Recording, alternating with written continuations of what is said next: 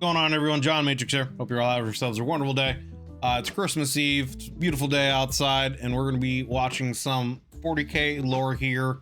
What better time to learn about Vashtorr, you know, one of the greater demons in the chaos that is trying to become a chaos god than on Christmas Eve. You know, very festive, right, you know, perfect for the holiday season. So yeah, that's what we're gonna do here today.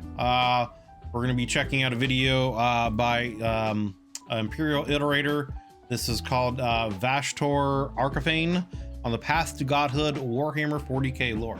Links will be down below in the description, as always, to the original video without my commentary and reaction, and to the Imperial Iterators channel. Please do me a favor, if you enjoyed this video as we go through it, be sure to go over there and click the link and give it a like. And if you enjoy the man's content, you know, sub to his channel, show him some support, give him some love. So yeah, we're gonna jump into this here again. Vashtorr Arkhifane on the Path to Godhood Warhammer 40k lore on this beautiful Christmas Eve. So let's do it. Dwelling in the shadows of the realm of chaos, Vashtorr the Arkhifane had not emerged into reality for millennia. However, with the advent of the Indomitus era, the ancient demon manifested once more. Forming an alliance with Abaddon the Despoiler, Vashtorr the Arkhifane sought to ascend and become not merely another powerful demon, but a new god of chaos. I remember vaguely from another video that we watched that talked somewhat about this, where Abaddon and Vashtorr kind of formed an alliance because they were looking for some kind of super ancient lost relics that might be stuff that's left over from the old ones, potentially, to do whatever with. I think Vashtorr again is trying to become a god, and of course Abaddon wants to destroy the Imperium, etc. So through the boundless cosmic wastelands of the land of lost souls, an ancient ship of the Astartes moved slowly. They definitely are using the same AI voice, that's for sure. Shrouded by the tides of the warp, the vessel, coloured in blackened iron, constantly attracted flocks of demonic furies, which followed the ship for a time, much like schools of small fish following a colossal leviathan. However, the Gellerfields prevented the demons from penetrating the hull, and when they lost interest, they disappeared, only to be replaced by new ones. Since its construction, the barge had been to many places, but it had never ventured to such a distant region before. I like the animation. Adhering as best it could to the course set by the crew, the starship passed by bizarre structures, brought into existence by the minds of mortals and the forces of demons. Thus, if the crew members had raised the shields on the viewing ports, they would have seen entire seas of boiling tar flowing through petrified forests, enormous whimsical staircases reaching into the sky where they merged into peculiar loops. Or, you know, again, like whenever people describe, you know, the things that they see in the warp and stuff like that, it always reminds me of Event Horizon. You know, it's kind of the I guess, what's the word I'm looking for? Not like an official canon, but kind of it's an unofficial theory that technically Event Horizon is actually a Warhammer movie, because they essentially travel through the warp, and then yeah, all kinds of crazy stuff happens to the crew that basically resembles things they see and would do from the 40k universe. So whenever they talk about stuff like this, it always reminds me of Event Horizon, which is a great movie, highly recommended if you like horror movies. Citadels made of bones and fortresses of human limbs and blood. This place was a sanctuary for powerful demonic entities and demon... Yeah, that's what it was. Yeah. They were searching for some kind of relics in the webway. Princes who served none of the chaos gods and preferred to keep their distance from them. Here was also located the monstrous foundry, a dark reflection of the Forge worlds, known as the Forge of Souls. The Forge of Souls was perpetually shrouded in a veil of black, oily smoke and the wails of countless tormented souls.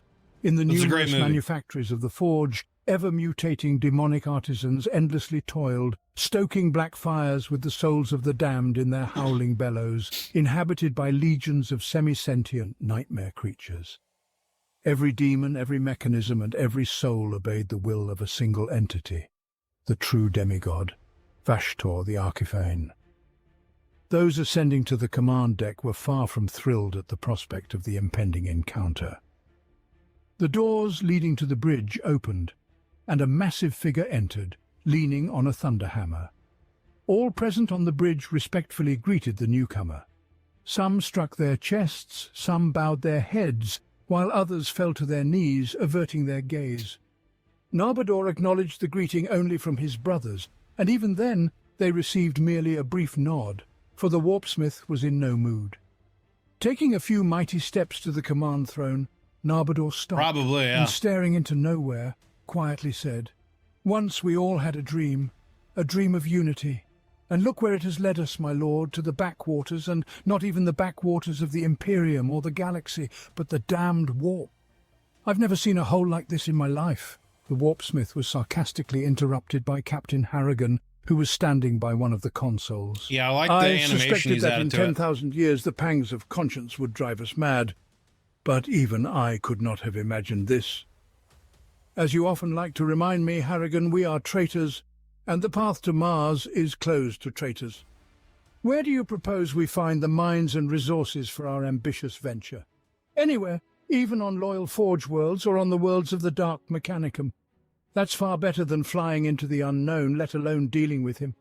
I thought your loyal soul would not allow you to fall so low, Warpsmith." Narbador merely winced and did not respond to his captain's jab, perhaps because there was a grain of truth in Harrigan's words. The warsmith loathed demons and preferred to have nothing to do with them. However, fate had decreed otherwise, and all... I do find that, like, I find it fascinating, like, how many of, like, the Chaos Space Marine factions, like, they hate demons, yet they are still, like, they use, like, demon boons, I guess, is what I'm trying to say. Like, they're enhanced by the demonic powers and whatnot, but they hate demons. I don't know. I just find it interesting. All that remained for him was to seek the help of a powerful demonic entity. "What do we really know about him?" asked Harrigan. "Not much. He is known to few among mortals and immortals alike, as throughout his long history of existence, he has only appeared in real space a handful of times. Why Vashtorr does this so rarely is unknown, but those who have seen the Arkhifane say that even the vague silhouette of the techno-demonic phantom instills indescribable horror, and his appearance portends a nightmarish catastrophe. Even his birth is shrouded in mystery." His model's dope. There was a an episode of like tabletop. It was a tabletop in 40 or something like that, where I think Bricky played as one of the demons and had Vashtorr in his army. It was a super dope model. Some claim he was created during the reckless arms race of the Age of Strife that engulfed the galaxy. There might even be a picture, like, literally from it. Others believe he was born in the warp, or was birthed by the horrors of the Dark Age, or vice versa. Others, in turn, prefer to think that Vashtorr gained great influence in the warp through a series of technological catastrophes and events, such as the appearance of the Necrons as we now know them, the cursed founding of the Adeptus Astartes, and the creation of a new breed of warriors, the blasphemy upon the works of the Emperor, the Primaris Space Marines.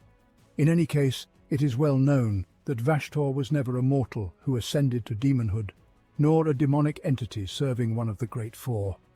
The Arkhifane, the master of the Forge of Souls and the ruler of this pit, or at least a large part of it, is a demonic demigod of inventors, engineers, scientists, and craftsmen. He embodies curiosity and innovation, stripped of morality and taken to the darkest extremes. Anyone brave or foolish enough, be they mortal or demon, can turn to the intermediaries of the Forge of Souls to make a pact with Vashtorr. He definitely sounds like the chaos god the Dark Mechanicus would worship, right? The idea of curiosity and creation, forging things. That sounds like it would be right up any kind of Mechanicus's, you know, dark desires. You know what I'm saying? Some see in a pact with this ancient entity a quick path to military power, which could enable them to gain greater favor from their patron god. Others seek to use such a pact to circumvent spiritual bonds and the prolonged disgrace caused by banishment from real space. Whatever their reason, Vashtorr and his demonic intermediaries are eager to make a contract. In exchange for the agreed-upon price of mortal souls, gathered and offered to the forge, the essence is reforged and transformed into a grotesque fusion of a war machine and a demon. Thus, an essence that offers a sufficient quantity of souls can be turned into a soul grinder, a machine of calamity, or an infernal bombard. Other demons, more desperate or possessing fewer resources for the soul forge, simply become enslaved by Vashtorr, painfully merging with unholy machinery and augmenting the ranks of his coerced, demonic army. Distinctive markings of such demons include collars, manacles, and ritual chains, which become part of their new form while they remain in debt to the Arkhifane. These things look dope, man. I'm gonna end up spending a fortune on 40k minis at some point in time, man. Like, I already know that if I like really get into the painting stuff and I enjoy it, I'm just never gonna have money. Unlike other demons, deceit, trickery, or deception are not characteristic of Vashtorr. All his contracts contain clear conditions. Instead, he allows the monomaniacal nature of demons themselves to lure them into his nets.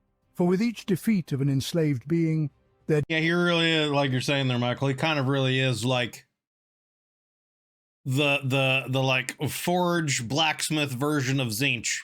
You like knowledge? You don't want to use magic and stuff? We got what you're looking for right over here. The debt for their soul grows, and few demons have ever managed to escape the bondage of the Forge of Souls. Meanwhile, the utility of grotesque war machines to the demonic legions of the ruinous powers, as well as the danger of becoming the only chaos god to lose favor with Vashtorr, keeps the other dark gods from retaliating for the loss of their servants, as the Arkhifane is the greatest arms dealer in the great game. Moreover, that's fascinating. That's fascinating that the other chaos gods don't want to move against them, because he still ends up supplying them with armaments that help them gain favor, power, whatever in the great game and or whatever else, you know, they're doing. And that also obviously says, you know, how good he is at what he does and how powerful his creations are, that they don't want to move against them. So he's basically kind of like Switzerland, right? Like, you know, he's kind of neutral, but not. He's the arms dealer that everyone goes to, but everyone also like kind of hates, I guess. I don't know if that's, you know, the right comparison for Switzerland or not. But anyway. He serves none of the four and simultaneously is an unreliable ally to them all. However, Vashtorr's activities incite the wrath of other demons, primarily Vashtorr, another independent demon who serves chaos undivided. Which is interesting, right? Because that's like the whole story of Total War Warhammer 3 is that Vashtorr gets access to the Forge of Souls or whatever, and he's captured the Kislev god Urson, and he's trying to absorb its essence into himself so he can become a new chaos god. And like Vashtorr isn't mentioned at all, I don't think, in any of that. So I find that pretty interesting. I bet Korn's like this guy, the Chaos Weaponsmith, probably. Korn probably doesn't care as long as, you know, he's making something for him. Yet it is not only the Arkhifane's neutrality that restrains the other demons from confronting him. Besides the infernal hosts he can summon to fight for him, Vashtorr himself is a terrifyingly powerful entity of the warp, reshaping the mechanism of reality at will, or hovering above battlefields in real space amid storms of imperial lightning. The Arkhifane is a demigod of dark artistry and malign technologies. He is a demon of ordered and meticulous malevolence, whose will is as inexorable as the turning gears of a great and unstoppable machine. And despite all he has accomplished, Vashtorr is dissatisfied with his position and seeks to become the fifth Chaos God. That's how we might become mere pawns in this battle, Harrigan mused. If he hasn't shown himself for millennia, what has driven him to reveal himself now? Could it be the Great Rift? Perhaps. but more likely it was, oddly enough, Abaddon personally that attracted him. As he led his legions against Vigilus, other forces of the traitors struck at systems and worlds around it. One such attack was led by the warpsmith Vask, who assaulted the Adeptus Mechanicus data repository on Pergamatros. It is rumoured that this attack is what drew Vashtorr's attention, who subsequently appeared on the bridge of the vengeful spirit. The vaults on Pergamatros attracted the gaze of Abaddon, as they were specifically created by the Ordo Malleus to store forbidden data. The catastrophe on this secluded moon began with minute power surges that continued for several years. The damage was inflicted so gradually that it went unnoticed until the power cables were exposed and worn, and their illuminated plastic casings had finally melted away. When the next power spike triggered a maintenance signal, the responding servitor itself was in a poor technical state, its cognitive subroutines harbouring a recursive fault. Although it should have been disposed of long ago, its defects were deemed minor, and it was decided that it could continue its duties for a few more days. Thus, when the servitor extended its manipulator claws and opened the inspection hatch in a distant tunnel, its right claw struck a node in the cooling system pipes, which, gradually corroded from the inside by acids, also had a fatal defect. The pipes burst under what seemed to be the random strike of the servitor's claw, and a jet of pressurized coolant gushed from the ruptured pipe, drenching the servitor and the wires. It took the emergency response maniple 11 minutes to reach the malfunction site, and another 4 to cut away enough of the molten mass that had once been the servitor to reach the inspection hatch. But by that time, the overload of the systems powered by that line had already done its malicious work. In the absence of automatic backup systems, the Magos successfully awakened the secondary systems, but it was already too late. Within 5 minutes and 15 seconds, the existence of Pergamatros was revealed to anyone scanning space with an Auspex. And, of course, in just a few moments, the augurs of the Black Legion's battlecruiser, the Unrepentant, received the targeting data after their operators detected the partial return of sensor ghosts and decided to investigate them. The Unrepentant received perfectly clear data on the location of Pergamatros, as well as its nature and hints of the wealth it concealed. However, Pergamatros was not an easy target. Defensive lasers covered all approaches to the artificial moon, and the surface was protected by void shields and adamantium armor a foot thick. Legions of Skitarii were prepared to fight to the death for every stronghold on its surface, for every staircase and info cannon below it, as was a maniple of Warhound-class Titans from Legio Maledictus, also standing guard over the moon. However, Warpsmith Vask knew all this thanks to the astonishing clarity of the visions received by the augurs of his ship, and accordingly, his forces were prepared for it.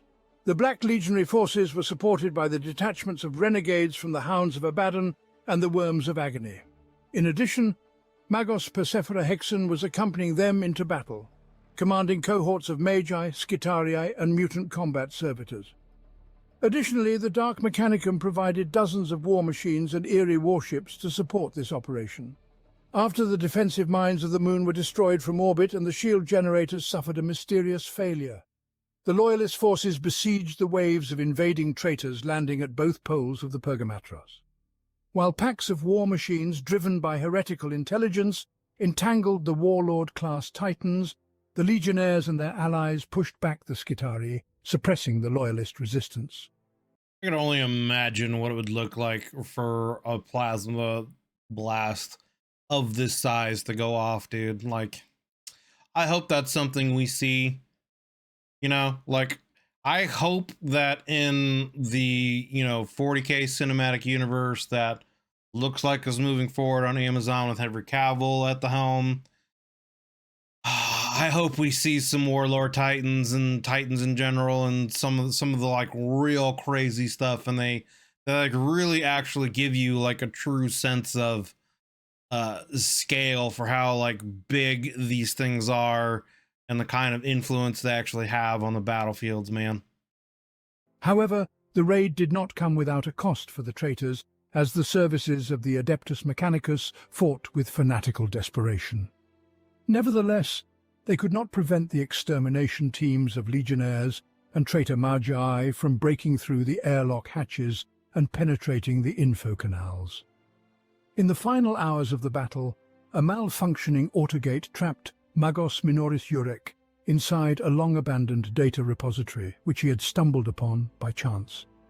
Being one of the many junior Dark Magi tasked with uncovering the secrets of the Pergamatros for their masters, Jurek eluded his companions by following a strange warp trace that only he seemed to detect. While his accompanying group of killer servitors were crashing through the malfunctioning door to free their master, Jurek surveyed the dusty repository and noticed a shrine deep in its shadows.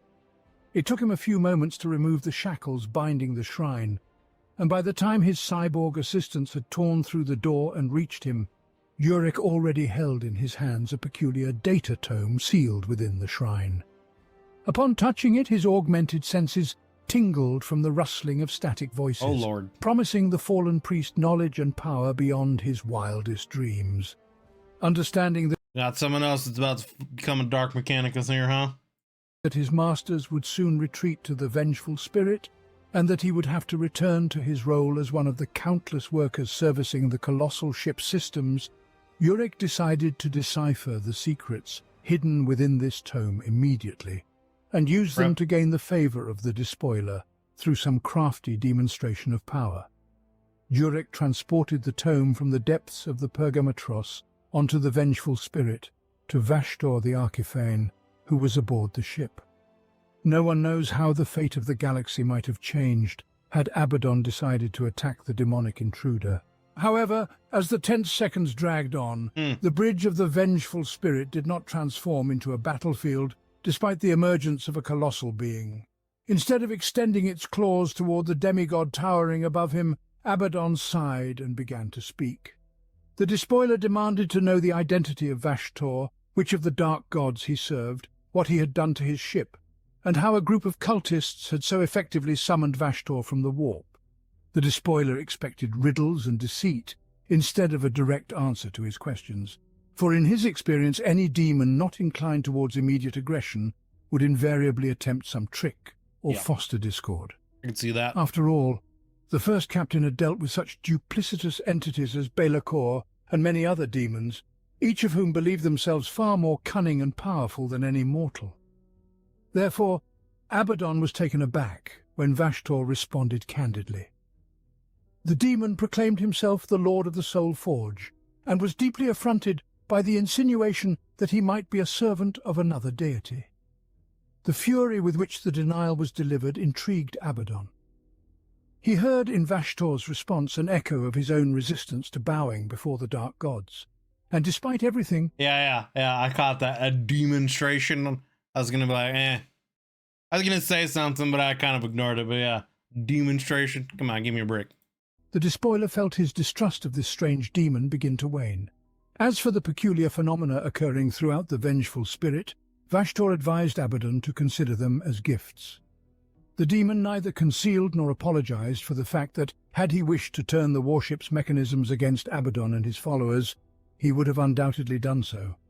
Instead, the demon repaired and even improved the ship with supernatural celerity. Okay. Abaddon paused their difficult conversation to seek confirmation of these claims through the Vox channels, which Vashtorr had cleared of distortions. Unsurprisingly, the puzzled fallen Magi and warpsmiths confirmed the demon's words. And although some demonic entities had been expelled from their long-held territories, the orderly biomechanical systems that emerged in their wake proved to be much more efficient. Still harboring suspicion, the first captain ordered his most experienced sorcerers to scrutinize every inch of the ship for any signs of Vashtorr's duplicity. I mean, I would do it too, right? Like, you can't trust any of the demons, right? Like they're always out for their own game, and well, they're basically out to play, right? So I mean, and obviously Abaddon hadn't lived for as long as he had, you know, without treating everyone that he's ran into in the warp with a great level of suspicion. You know what I'm saying? So I'd be doing the exact same stuff. I'd have everyone in my group Be like, yo, you're gonna go through every like little square centimeter of this ship and make sure everything's where it should be and nothing weird or funky's going on, because I don't want to be caught off guard, when we're trying to do something and all of a sudden the ship blows up. You know what I'm saying? Like, I'm doing the exact same thing. And motioned for the demon to continue. The cultists, as Vashtorr explained, were nothing more than insignificant cogs in his endless machine. They and all the events surrounding them. I wonder how that, how cultists must feel at that point in time, right? Like they spend all this time and effort to summon this greater demon, and then like literally right in front of their face, they're like, oh, what, these little bitches? I don't care about these guys. These guys are nothing. They mean absolutely nothing. You can do whatever you want to with them. You know what I'm saying? Like, were a trivial example of the influence he could exert on the mechanisms of reality. Abaddon was incensed by the demon. Right, that's what I'm saying. Like, he's been dealing with chaos bullshit for so long, that like, yeah, he knows what's up. Like, he's not a fool. That's what I'm saying. Like, he's been not only alive for so long, but he's also been able to rally enough of the chaos forces to have, 13 different crusades against the Imperium. So, I mean, like, he knows what he's doing at this point.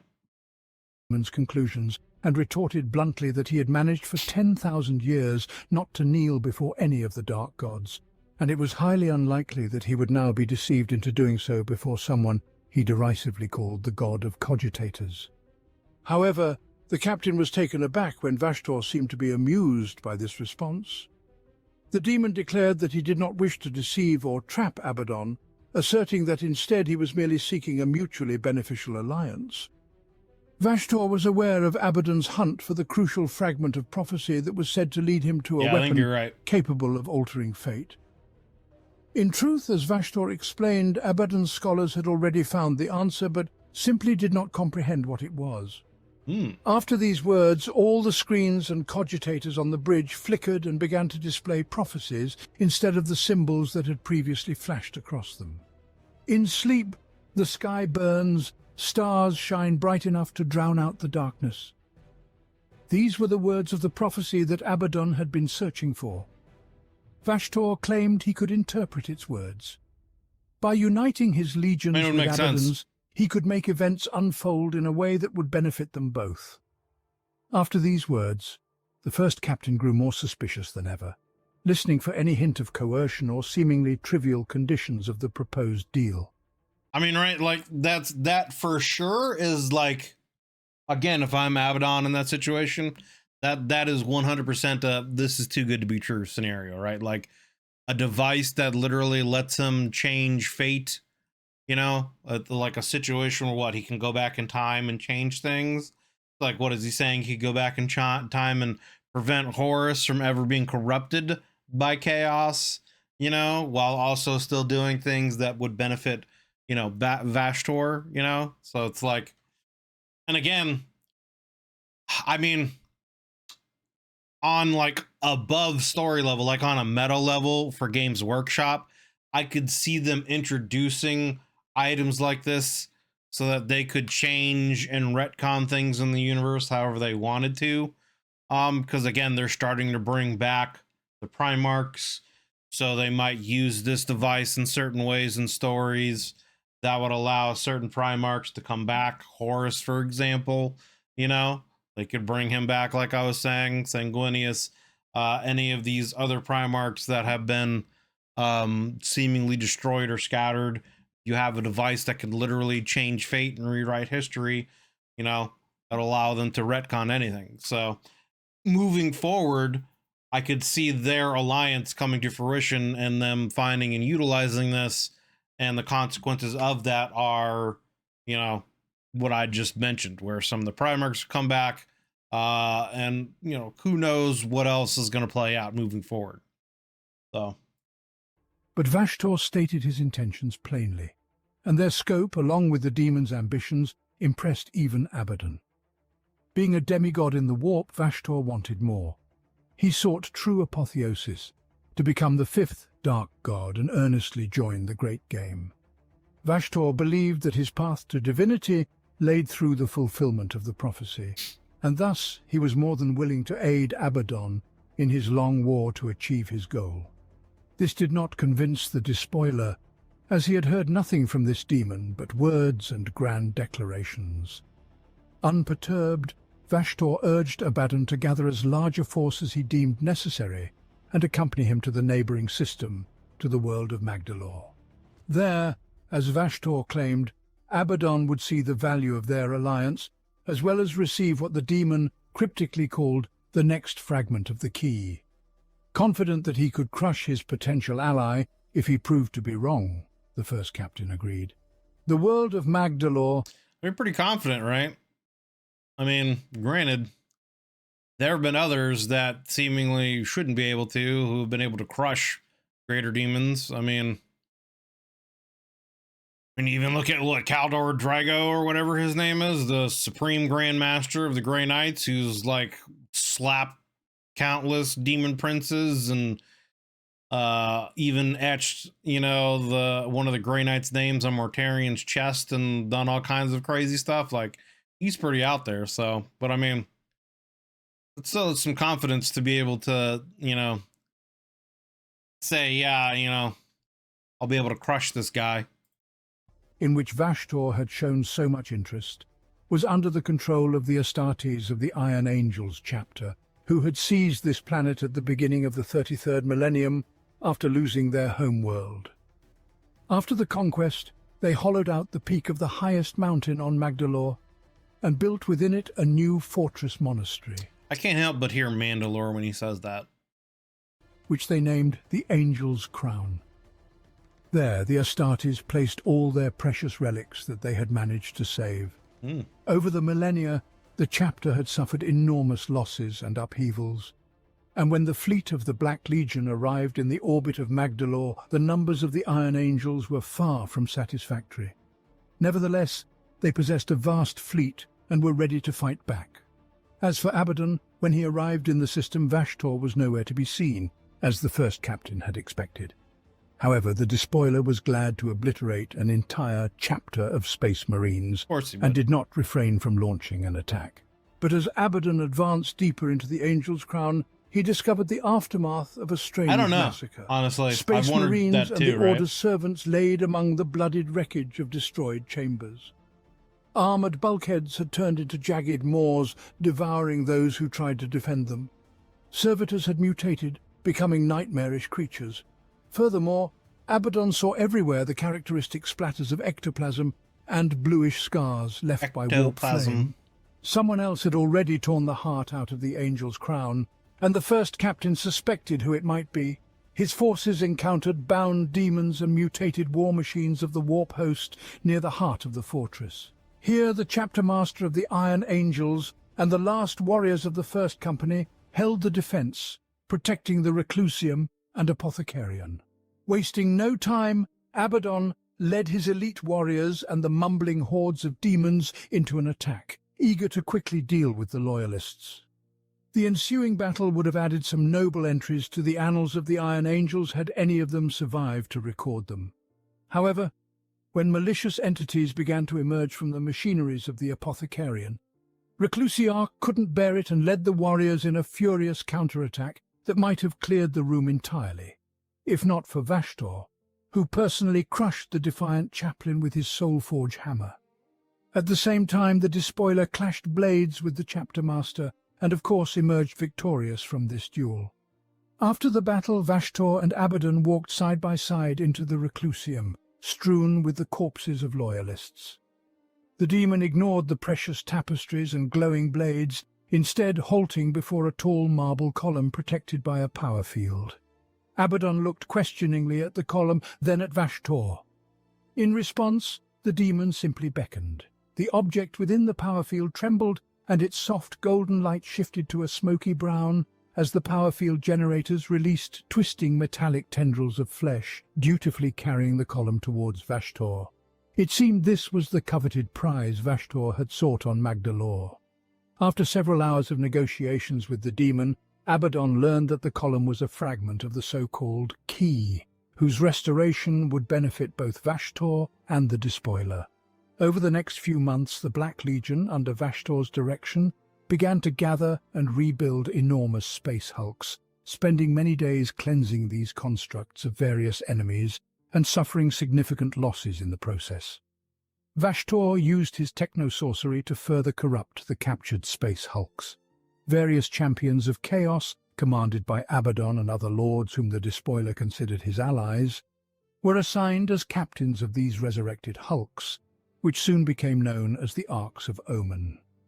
Well, I mean, it kind of makes sense too, right, Big Fuse? Like,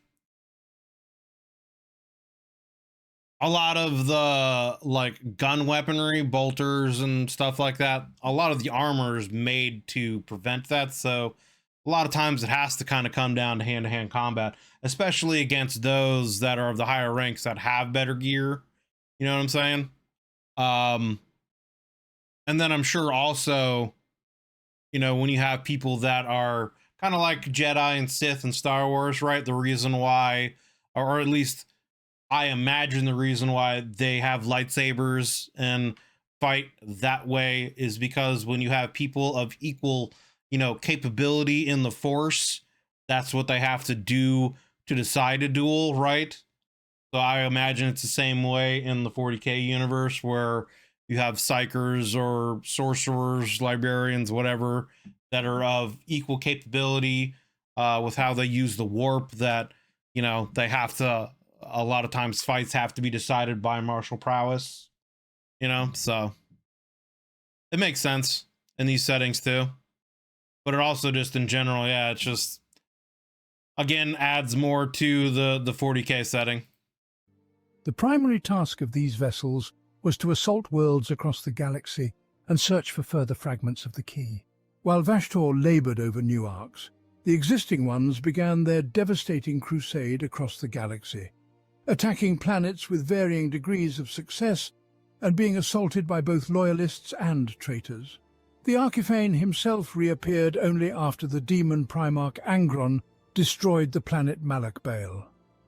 Vashtorr was drawn to a device located on the planet known as the Choral Engine. Walking among the planet's rubble, Vashtorr found the shattered device, which had turned into a great rift of corn following Angron's attack, destroying the nearby Ark Stygian Heart. Vashtorr shaped it into a stairway and proceeded towards what once was the planet's core. Scooping up a stone mass from the core, Vashtorr opened a warp portal and vanished. After Angron annihilated the Crusade Quarters fleet at Malak Baal, Vashtorr decided to commence his own crusade, aiming to assault the Rock, the mobile fortress monastery of the Dark Angels, and one of the most formidable strongholds of the Imperium, where he believed another fragment of the key was hidden. However, the Arkhifane did not intend to tackle such a significant task alone. Leveraging his alliance with Abaddon, he gained command over several fleets and warbands of the Black Legion under the command of Zorphus.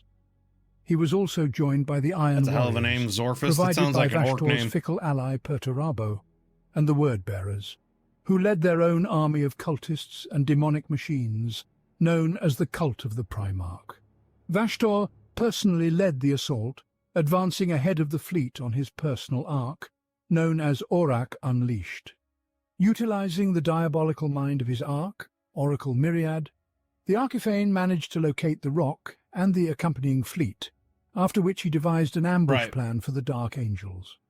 He relied on an infernal warp weapon known as Unmaker, which had enough power to destroy the void shields of the fortress monastery. Gorgon's Aegis. Vashtorr attacked the Dark Angels at the moment when their fleet was rushing to aid the chaos-besieged planet Marwent's Reach.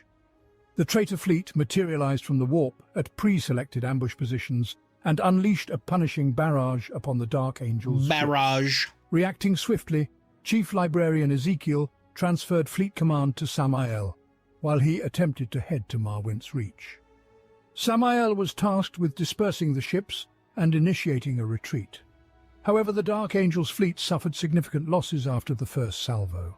The warships, the Revenged, Silent Sentinel, Primarch's Roar, Obsidian Sword and Valiant Ire were destroyed, while the Gellerfield on the frigate Solemn Vow failed, leading to its being overrun by demons. But it was not only the Dark Angels who suffered losses. A squad of Deathwing Knights managed to infiltrate the traitor's grand cruiser Vanderbraxis, seize control of its weaponry, and destroy the vessel. Bro, do you need like bigger shoulder pads or something? I don't think those shoulder pads are big enough, dude. I think you need like a couple, like, I mean, are these must be like small, right? You need to get up to like the XL, dude, for your frame. You know, like a little bit more protection added here, bro. Like, I don't know. I don't think those are big enough. Meanwhile, implacable justice unleashed waves of Ravenwing fighters, destroying several traitor ships, and the Rock and its escort managed to cripple a quarter of Vashtorr's fleet. Ultimately, however, the Loyalists' efforts were in vain, as they failed to prevent the renegades' boarding of the Dark Angels' fortress monastery. After the Dark Angels' fleet was scattered, the Rock found itself facing Aurak unleashed alone. Dwayne Johnson. Using the immense energy projectors installed on the accompanying ships of the Death Fleet, Vashtorr attacked the Loyalists from his Ark. The cannon mounted on the Ark, combined with the other energy projectors, unleashed a powerful stream of warp energy which disabled the Rock's void shields. Following this, the Arkhifane's fleet released a I don't know. I mean, I don't know. I was going to make some kind of Dwayne Johnson joke there, but it never really like was going to come out right. So I'm just going to pretend I said something witty. swarm of landing crafts and boarding torpedoes, and the Rock was boarded. On board the fortress, Supreme Grandmaster Azrael appointed Belial as the overall commander of the Rock's defense, while Ezekiel, Lazarus, Asmodai, and Azrael himself moved through the Rock's corridors, turning them into killing fields. Despite the scale of the assault, Vashtorr knew that he was unlikely to completely seize the Rock or annihilate the Dark Angels. However, this was never his objective. It's a snatch and grab, He right? simply intended to push the Dark Angels back, so he could penetrate the depths of the Rock's vaults. He's just trying to get into the vault, do a little snatch and grab. The battle for the Rock split into two distinct theatres of war. The first battle occurred on the rocky plain surrounding the central command spire of the Rock, known as the Tower of Angels. Here, the Iron Warriors and armoured divisions of the Black Legion, along with hordes of demonic machines, advanced across the Rock's surface, threatening Belial's Strategium and the emergency generators of the vault. I have to add like a counter to this for how many times he says the Rock in this video here, man. Shields. Belial ordered the armoured vanguard units, along with a squad of librarians and Ravenwing land speeders, to surface and push back the traitor armour. However, it soon became apparent that the traitors had no intention of pushing further and were content to keep Belial's forces in place. The second and most crucial theatre of operations unfolded in the Rock's depth, where the Arkhifane and his boarding parties sought to obtain what they had come for. Here, I mean, when it comes to this stuff, we're all 40, or we're all 5 years old, right? We're all little kids playing with our action figures when it comes to this stuff, man. Moving units from the Dark Angels' 8th and 10th companies attempted to counterattack every new point of breach, while the remaining forces constructed a multi-layered defense, securing vital intersections, corridors, lifts, and other key points. Initially, the battle was a chaotic sprint, with breaches forming in the Dark Angels' defense, one after another. In the face of overwhelming assaults by Chaos, led by Black Legion Terminators and demons summoned by the Word-Bearers, the Dark Angels units suffered heavy losses. But their sacrifice made it possible to establish a second line of defense, primarily around the Vault of Banners under the command of Chaplain Asmodai. I mean, there you go. Michael's literally over here building soldiers for Sigmar right now. So, here, my point. Asmodai, leading 50 brothers, repelled 4 consecutive assaults by the traitors, while in the Whispering Dome, the dreadnoughts and devastators of the Dark Angels engaged in fierce combat with the Iron Warriors and Warsmith Korag. Although the Dark Angels secured several local victories, it became evident that the main advance of the forces of Chaos towards the Forbidden Gates and the Ascension Well stairway, led by Vashtorr himself, could not be halted. With the aid of Zorphus and the Dark Apostle of the Word-Bearers, Garhathan, The Arkhifane summoned vast hordes of demons who manifested in the materium and surged into the heart of the rock. Right. In response, Lazarus deployed the forces of the Dark Angels in the Galleria Abscondel, while Azrael retreated to gather elite reinforcements. Soon, Azrael and the Inner Circle, along with their forces, appeared at the southern walls of the Galerium Exacta, on the plains before the Nameless Gate. Battling demons and black legionaries, Azrael proclaimed that no enemy would cross the Nameless Gates. Following this cry of fierce combat, Azrael killed Zorphas, and after the death of their leader the legionaries retreated, leaving the demons as a cover. However, it was at this moment that Vashtorr arrived with his forces. As Ezekiel held off the hordes of demons and Lazarus defended the gates, the Arkhifane met Azrael in combat. The battle at the Nameless Gates was particularly brutal, and when Vashtorr... Well, I mean, they kind of seem like they're basically like really the main Chaos Space Marine faction, right? Like, it seems like Chaos Space Marines really just like that just what's they encompass them as a general idea. And then there's some Chaos Space Marines that are of Tzeentch and some of Khorne and Slaanesh, but they are kind of like the general, like, I don't know what I'm trying to say. They're like the vanilla Chaos Space Marine, I guess, if you want to break it down to like ice cream, like analogies, right? Like, they're just like the basic, this is what Chaos Space Marines are. And then we've got a little bit of Slaanesh flavor over here. We got a little bit of Tzeentch flavor over here with 1,000 Suns. We got a little bit of Khorne over here with, you know, Karn and all those guys. But they, like, Abaddon and the Black Legion kind of seem like they're, like, really the main Chaos Space Marine, like, force. For the Angels, this is before the Lion came back and probably think it's over at this point. Well, and then the Lion came back and said, "What's up?" and started slapping bitches. Serve the Ascension, the Chaos God. Is there something special that needs to be claimed, like a divine spark, or just achieve a certain level of power? That makes sense.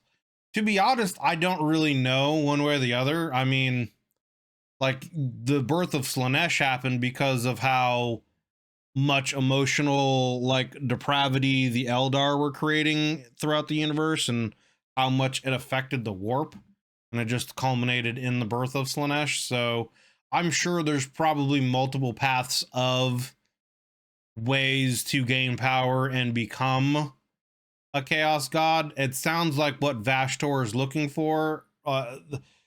He spoke of essentially an item that lets you change fate, right? So I would assume that whatever that item is, he could rewrite history of the universe in a way to where maybe he's the only Chaos God, or, you know, something along those lines, or just make himself a Chaos God, you know? I don't know. I mean, yeah, it does. It seems like it depends. It seems like there's potentially multiple ways of doing it, you know? Like, it also, I mean, like, there are theories that the Emperor is potentially going to become a Chaos God as well, because another way, one of the main ways that the Chaos Gods get power is through essentially worship, right? And so over the years now, we have trillions upon trillions, you know, there's almost a countless number of humans in the Imperium that have just blind devotion, faith in the belief that the Emperor is a god. And that culminated with the fact that he's being fed thousands of souls of psychers a day, amplifying his soul in the warp itself as well. You know, he could potentially coalesce as a new god, kind of a situation, you know? So yeah, there's not really other than Slaanesh's birth, I don't think there's really a whole lot of actual, like, stories of Chaos Gods being created, kind of a situation. Hacked the loyalist Vox Towers, filling the gates, the Arkhifane met Azrael in combat. The battle at the Nameless Gates was particularly brutal, and when Vashtorr hacked the loyalist Vox Towers, filling the frequencies with interference, forcing many Dark Angels to either remove their helmets or go mad. The fighting turned into a slaughter. Once the Arkhifane and Azrael exchanged blows, it became clear that the Dark Angel could not win the fight despite all his skill. However, something distracted Vashtorr, allowing Azrael not only to wound the demon, but also to retreat back to his ranks. Meanwhile, in the void, the rock... I wonder what it was that distracted Vashtorr. Because you would think that it would take something pretty significant to break his focus on what he's doing, right? Like, he seems like he has a pretty singular purpose here in raiding the vaults to get this item. So I wonder what it was that would have distracted him. Like, Azrael is such a Chad that he can fight a greater demon one-on-one combat. I mean, yeah. Yeah. Exactly. Approached the Marwent's reach, and Belial finally left the strategium in the Tower of Angels to enter the battlefield himself, accompanied by the Deathwing Knight's retinue. At this moment, the distraction that had pulled Vashtorr's attention made itself known. All the lights on board the rock went out, and shadows began to dance. The Fallen, along with new detachments of the Word-Bearer... Hey, you don't want the comments coming after you here, Couchman, so better hold up. And the Alpha Legion emerged from these shadows and advanced, leading a new, unexpected army. Simultaneously, Chaos Knights of House Korvax appeared at the Tower of Angels, attacking the armored forces of both loyalists and traitors. Interesting. This strange army was led by Belacor, the first prince and arch-nemesis of Vashtorr. Across the Galerium Exactor, a terrible... Bro, everything is just going to shit here all of a sudden. This is becoming some kind of insane battle. You've got, you know, Abaddon and his bros here fighting. You got Vashtorr and his demons here fighting. You got Dark Angels and, you know, all kinds of loyalist Space Marines here fighting. And now Bellacor's entering the fray. And this is like turning into a battle royale from WWE here, man. You know, The Undertaker showing up. Stone Cold Steve Austin showing up. We got The Rock here. You know, who else is going to show up? We're going to have Shawn Michaels come out here now all of a sudden? Triple H? What's happening? Terrible clamor rose as the battle turned into a three-sided bloody carnage.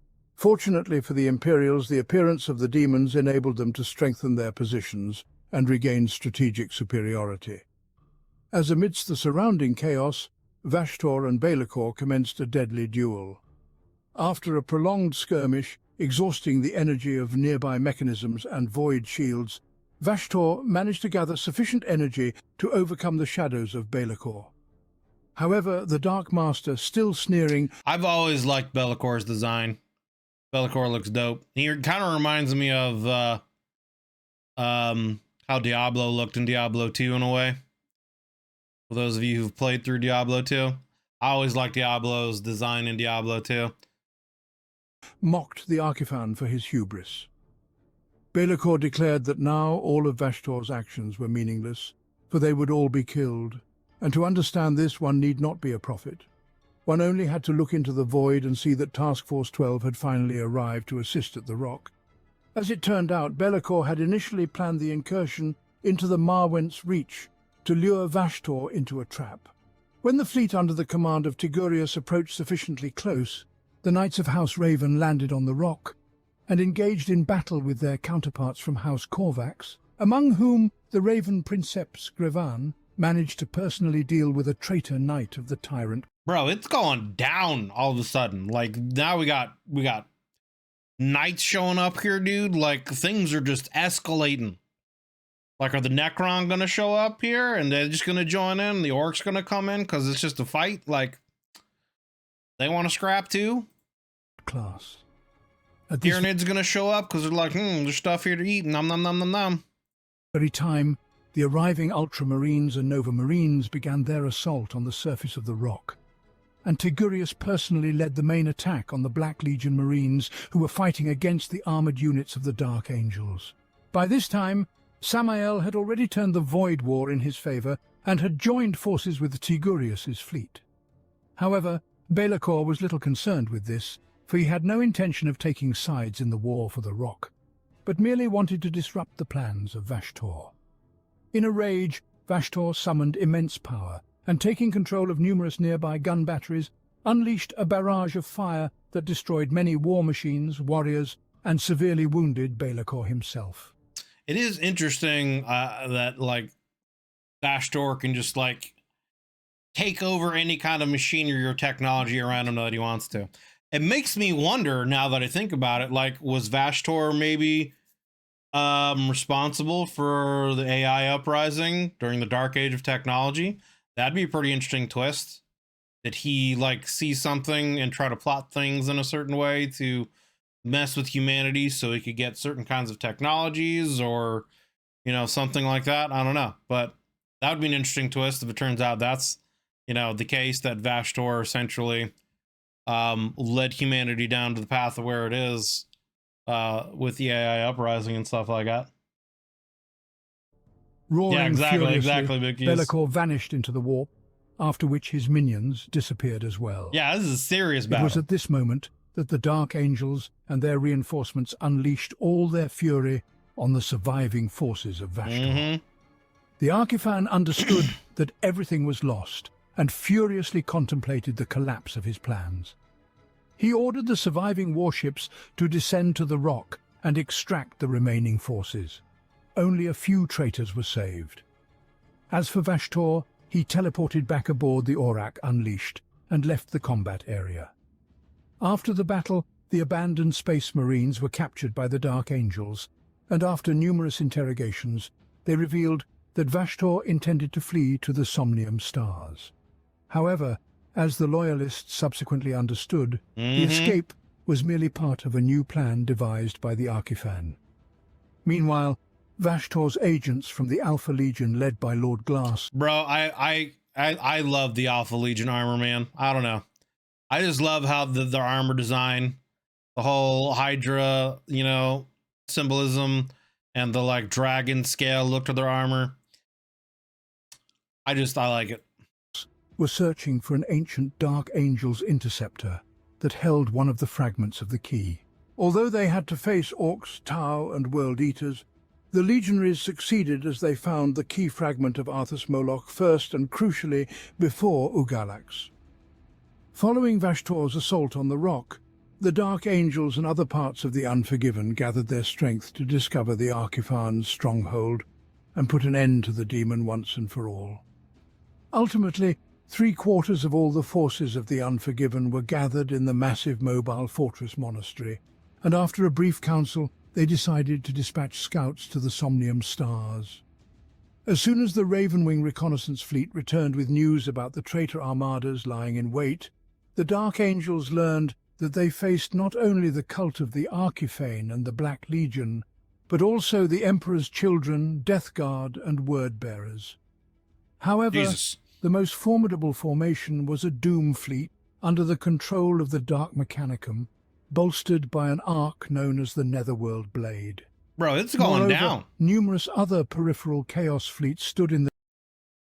This is I mean, as far as like lore stuff goes, right? Like, this is the biggest battle I've heard described since maybe Isstvan 5 and any of the stuff that I've, you know, heard about. Like, there's literally all kinds of shit going down here, man.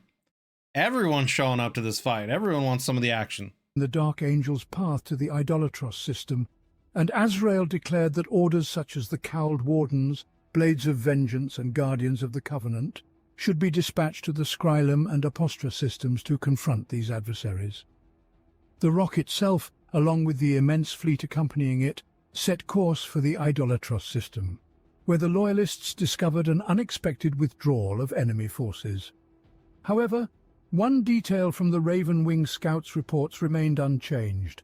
A colossal Doom fleet indeed lay in the Dark Angel's path. It seems like it. Despite the Loyalists' significant numerical advantage, Arkhifane's forces held the upper hand through the infernal technologies of Vashtorr and the apparent enhancement of their weaponry by the power of the Stars of Somnium. Soon, the Dark Angels and their allies suffered heavy losses, and several large ships were obliterated by volleys from Vashtorr's advanced weaponry. Consequently, the Netherworld Blade was able to annihilate an entire squadron of Disciples of Caliban frigates and 2 strike cruisers. Unwilling to retreat, the Dark Angels began boarding actions on several traitor ships, destroying them from within. In the strategium aboard the rock, Azrael and his inner circle surmised that the Netherworld blade was merely stalling to buy time for reinforcements, on which the heirs of the First Legion had set ambushes in the peripheral systems. Chapter Master Samael led a Ravenwing detachment and boarded the Netherworld blade from his flagship, the Implacable Justice. He was joined by reinforcements from several strike forces of other orders, and one by one the larger support vessels disabled the Ark's engines. However, in its death throes, the infernal ship destroyed the massive vessel Redoubtable and severely damaged 5 more ships. By the time the Dark Angels withdrew, the Netherworld blade was a shattered hollow wreck. Satisfied with this sight, Azrael ordered his fleet to regroup and head towards their true objective, Vashtorr. Several hours passed since the Dark Angel's fleet advanced deeper into the Idolatros system, discovering only scattered signs of enemy presence. During this time, the Tech Marines detected a... The Dark Angels are trying to open a can of whoop ass here, man. They're like... Vashtorr done, what?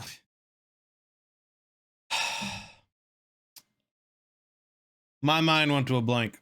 There was a saying that literally was on the tip of my brain, and then all of a sudden it just like, boo, jumped out of my head. Anyway, but yeah, Vashtorr stirred up the hornet's nest. You know what I'm saying? Like, he's done rallied up the Dark Angels here, and they're looking for blood. Mysterious warp resonance that seemed to be growing stronger. Though its purpose was impossible to determine, it began to interfere with the mechanical systems. That's how my brain works. Like, I see this and I'm like, Mechagodzilla? What is Mechagodzilla doing here in the 40k universe? And even penetrate the minds of those aboard the Loyalist fleet. Finally, the Dark Angels saw what Vashtorr was constructing. It was a monstrosity the size of a planet, created using infernal warp technologies. Horrified, Azrael realized that the Arkhifane had found and modified the remnants of the ancient homeland of the Dark Angels, Caliban. The forces of chaos had named this abomination Wormwood. Worse yet, Abaddon the Despoiler and a sizable fleet of the Black Legion had emerged from the subdimensions of the warp created through Ashtar's infernal technologies.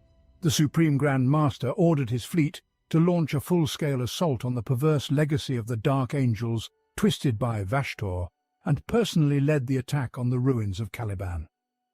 The plan of the Dark Angels was to clear the main continent of orbital defences and allow the Rock and its accompanying fleet to conduct an exterminatus on a scale not seen since the Horus Heresy.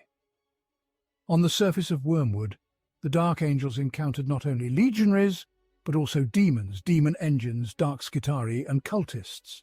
In fierce combat, the Dark Angels Unforgiven reached the traitor's stronghold, known as the Dark Cathedral, while Azrael and his forces struck at the continental megastructure known as the Warpforge Palace, which the Tech Marines deemed some sort of teleportarium. There, the fragments of the keys gathered by the forces of chaos were stored. Alongside Ezekiel, Belial, and Asmodai, Azrael struck the palace, while the Angels of Redemption, Cowled Wardens, and Bladekeepers launched diversionary attacks. After many nightmarish hours of battle, during which the Angels faced the demon prince Parallaxese, Azrael and his retinue finally reached the heart of the Warpforge Palace. Another demon prince is coming into the mix here, man. Jesus. Bro.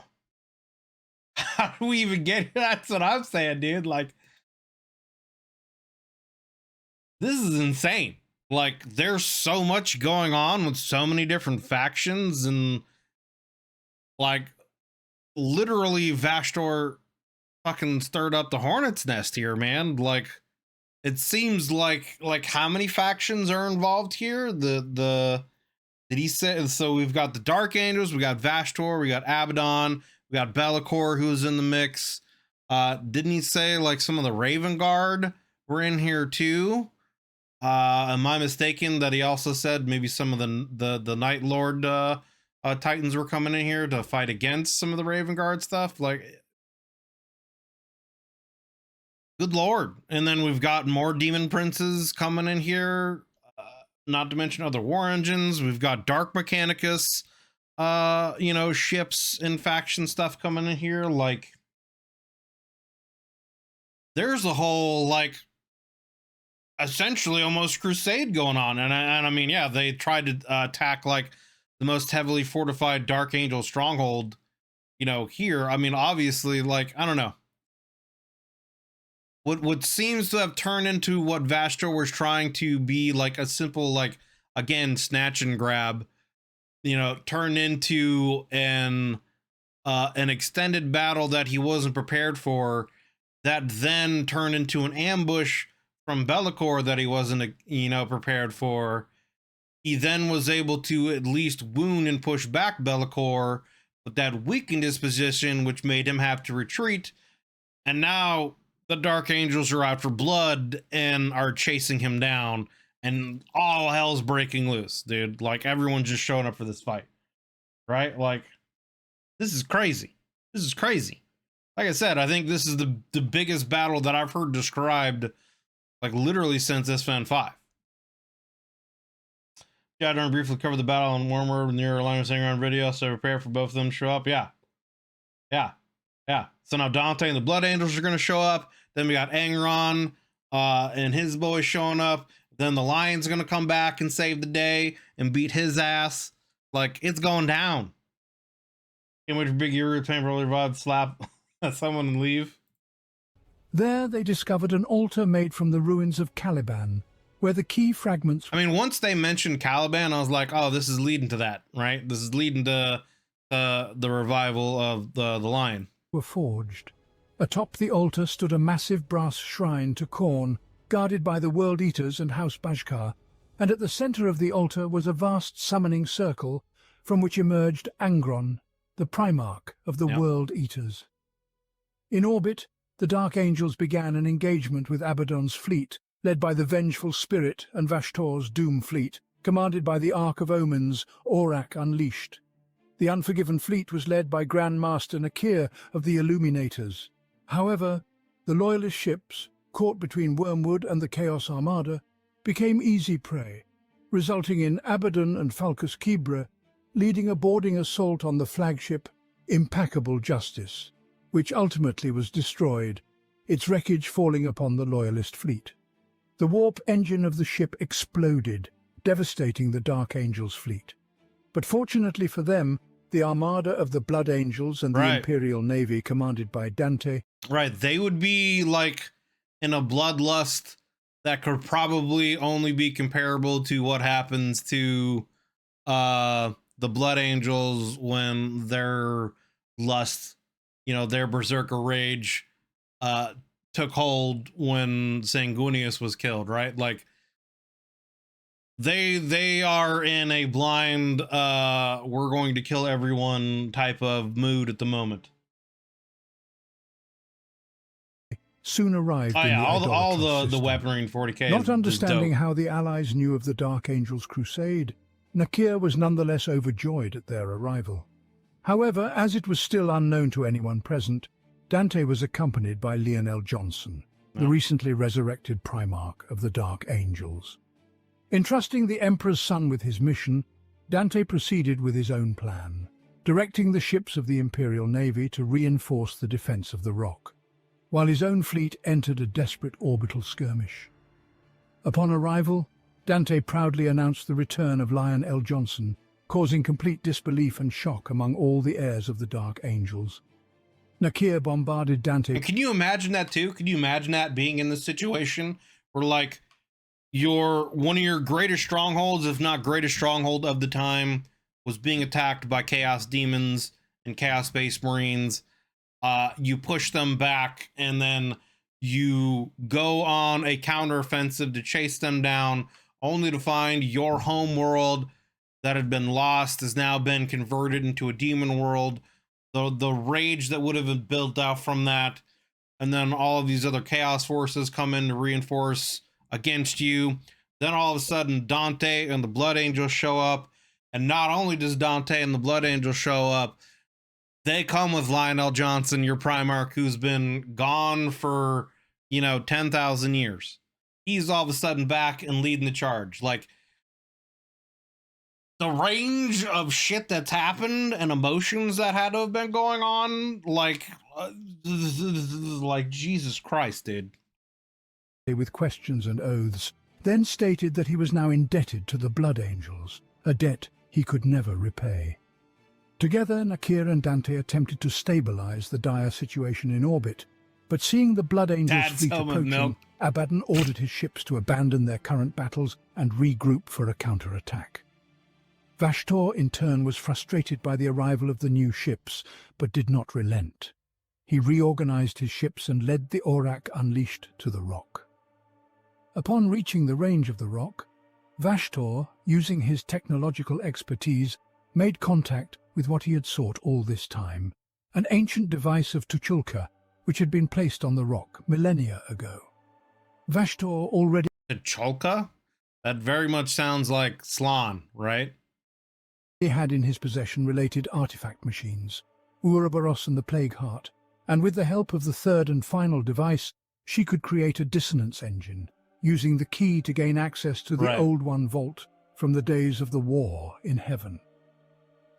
After a brief dialogue, Vashtorr and Tuchulka, let me listen to that again. And with the help of the third and final device, she could create a dissonance engine, using the key to gain access to the Old One Vault from the days of the war in heaven. Yeah, so it's literally, like I said, it's literally Old One technology. Which would be insane. After a brief dialogue, Vashtorr and Tuchulka disappeared into another realm, only to reappear together in a pocket dimension at the heart of Wormwood, beside Ouroboros and the Plague Heart.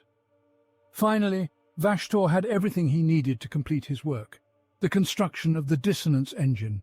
However, his teleportation led to the destruction of the Aurak Unleashed, along with its perverse intelligence, the Oracle Myriad. With the destruction of the Ark, the Chaos Fleet in orbit found itself significantly outnumbered, and the Rock, along with the ships of the Imperial Navy, surged forward, aiming to reinforce the contingent of Dark and Blood Angels at Wormwood. Meanwhile, on the planet's surface, a bloody battle raged. That's what I thought. I thought that sounded like familiar. Between the Emperor-loyal Space Marines and the World Eaters, who were supported by demons and Angron himself. Had Lion not arrived in time, Angron would undoubtedly have exterminated all his opponents. However, he was defeated by his brother. After the victory of their Primarch, the Loyalist Space Marines began their retreat, breaking through hordes of demons, and when they finally reached orbit, the Rock opened fire on Wormwood, seemingly delivering a decisive blow to the ruins of Caliban. On a side note here, man, I'm very much looking forward to what's going to happen story-wise when Gilliman and Lionel Johnson reunite. Like, I'm looking forward to seeing, the scene in Predator where Arnold Schwarzenegger and Carl Weathers, do the little hand slap, that famous scene. I feel like that's literally what's going to happen when they reunite. However, despite the Loyalists having managed to destroy Wormwood and push back Abaddon's fleet by this time, the forces of Azrael and Dante suffered enormous losses. The Lion also fought his way back into orbit and announced that remaining near Wormwood was unsafe, as the traitors had awakened something in the planet's core, something even the Rock could not destroy.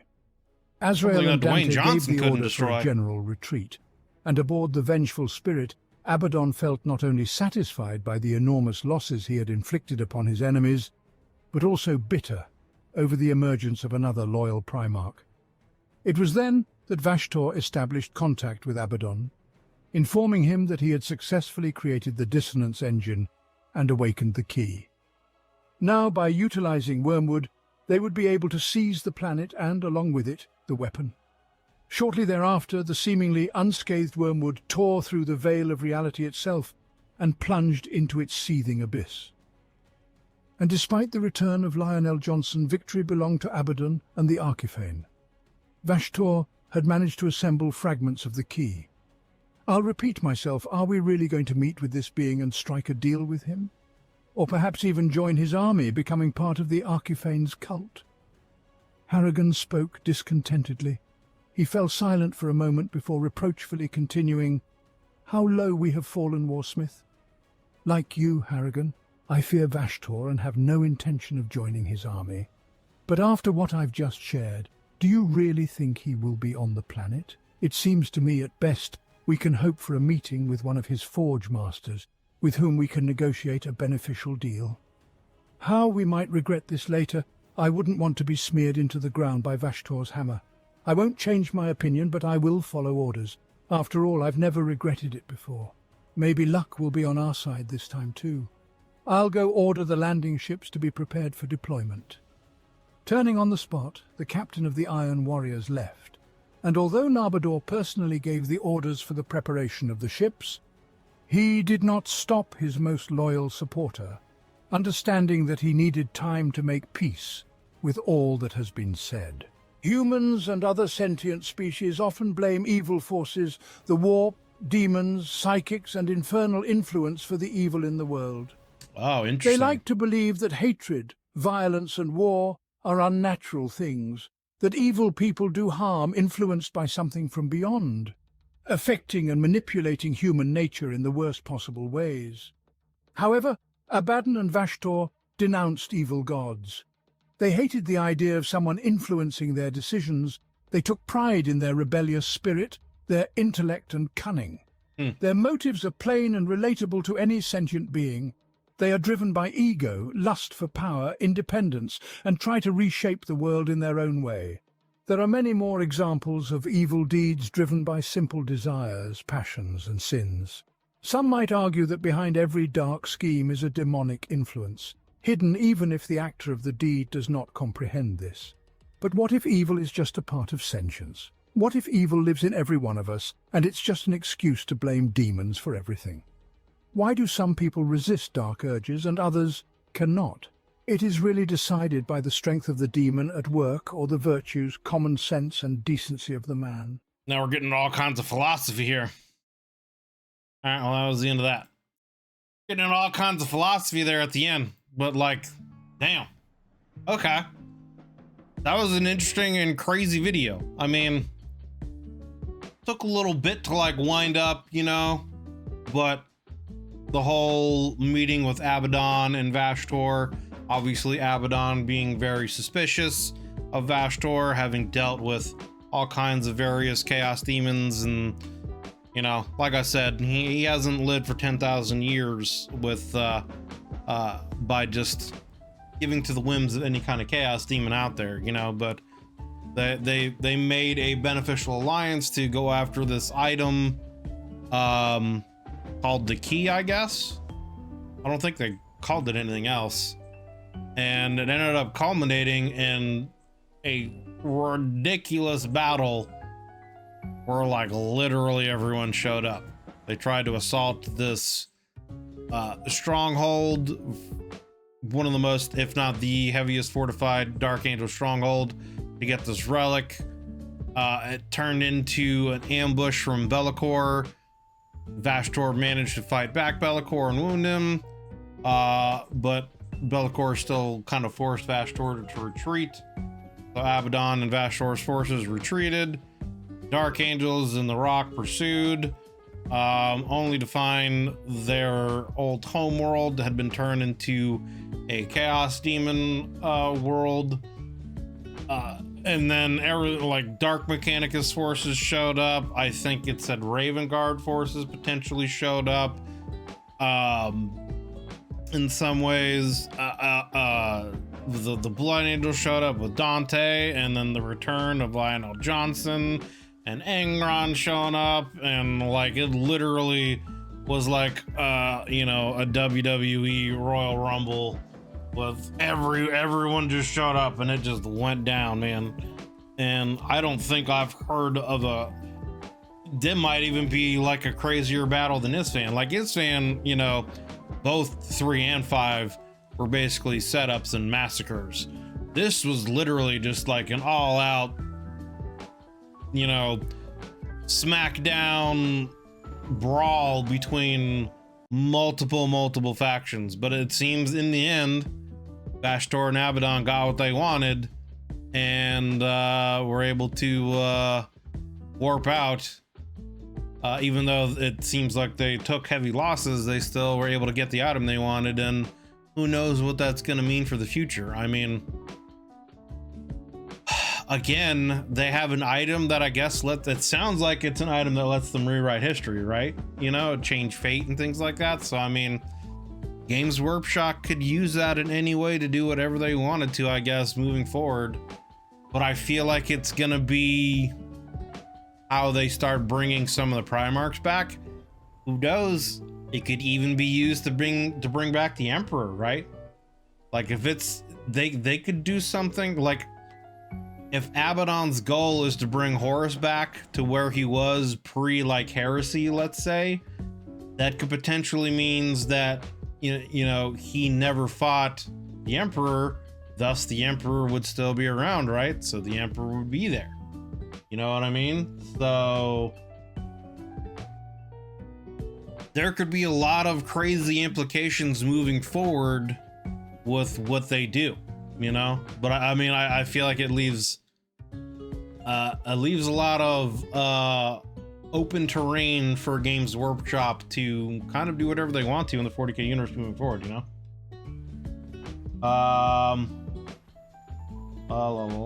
It's real cool about the Arch Omen. It's also the reason for the following being sent back to 40k from the Horus heresy. Certain Grandmaster decided to mess around. Yeah. Dude, I swear it's so fucking funny. Primary problems, the obsession with the fallen cause of the Dark Angels. Also, Cypher was invoked. Of course he was. They threw everything up for themselves. Even though I was making jokes, this was dope. Yeah, it was dope. This is why I'm super interested in Vashtorr, John. After I heard all about the shit that he got through the Arcs of Omen, he became one of my favorite Chaos characters. It was one of the first times in years that the Chaos got a big W, which definitely makes Vashtorr interesting, for sure. John, you should be able to see those 40k vids in sub chat. Take a look and see if you've covered them. I think you'd rather that's the Hope animation. As long as keep getting Primarch back every time Abaddon wins. I'll keep winning for a few more rounds.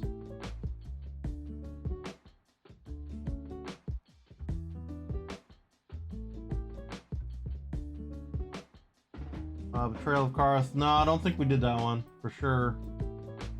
I don't remember that one.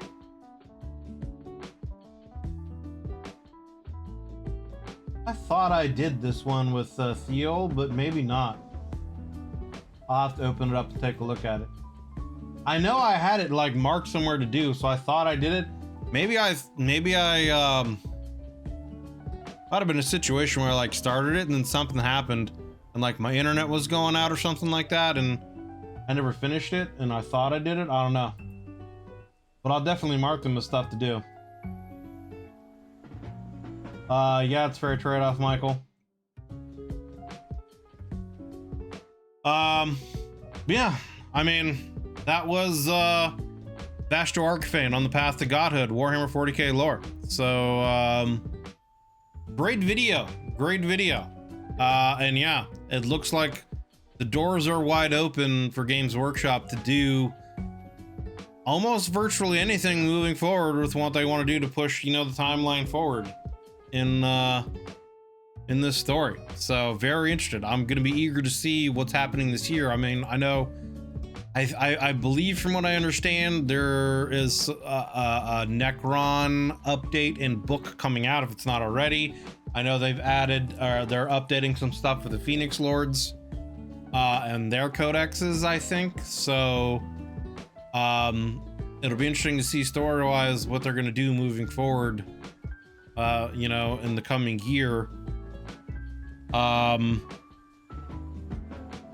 And I guess also how that, you know, I'm curious how, you know, all this stuff might tie in with whatever they're going to do in their cinematic universe with Henry Cavill too. Like, to me, that's one of the biggest like questions moving forward is where they're going to start with that, what's going to happen with it. Are they going to, you know, start with stuff in the past and, you know, get everyone oriented with the lore and history of the 40k universe and then have another series do like present stuff, you know, or is it going to be stuff that's original that hasn't been covered in any of the books yet? You know, I don't know.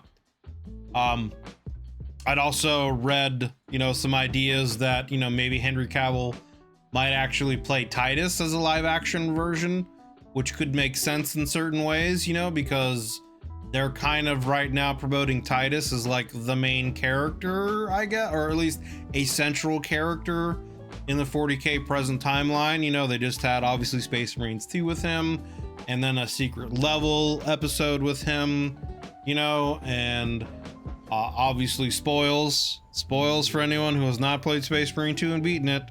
I'm gonna count to 10 for you to like pause, skip ahead. 10, 9, 8, 7, 6, 5, 4, 3, 2, 1. Spoils. But I mean, at the end of Space Marine 2, the Emperor literally speaks to Titus, you know, so it seems like there's more going on there with Titus. So, I mean, yeah, I feel like, you know, it could be that they're kind of gearing him up to be kind of like a centralized main character moving forward in the 40k present, and a lot of stuff's just going to happen around him, and they'll build the cinematic universes kind of around that. No, I don't know.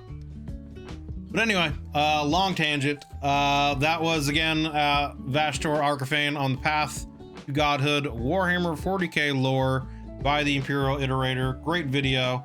If you enjoyed this video as we went through it, please be sure to give it a like, and make sure to go over there to the Imperial Iterator's channel, and hit that sub button on his channel if you enjoy the man's content. Show him some love. If you'd like to join us when we do these reactions live, as I'm doing right now with my YouTube members, there is a join button underneath the video, as well as a link in the description to the YouTube membership benefits and tiers that I offer. Check those out. If you decide you want to take your sport to the next level, you can get early access to the videos. You can come in here and join our conversations. We'd love to have you guys come in, join us, and 2 cents, all that kind of stuff. So take a look at that if you decide you want to take your sport to the next level. Hope you're all having yourselves a wonderful holiday season for all of those who celebrate Christmas and all the holidays this time of the year. Hope you have a safe and wonderful Christmas with your friends, family, and loved ones. And I look forward to continuing to make some more great content and cover stuff and all the universes in the coming year. So have a good one, everybody. See you on the next one.